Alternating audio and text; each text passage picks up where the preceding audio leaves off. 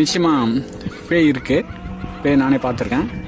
அது மாதிரி இறந்து போனவங்களுடைய ஆன்மா கூட பேச முடியும். அது பேசணும்னா அதுக்கு ப்ரொசீஜர் இருக்கு.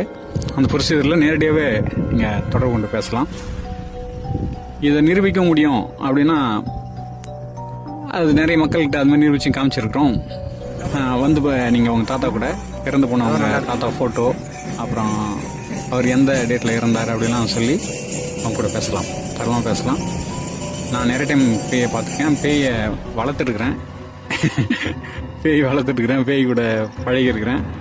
அதான் இப்போ நான் சொல்கிறேன், உங்க கூடயும் பேயை பேச வைக்க முடியும்.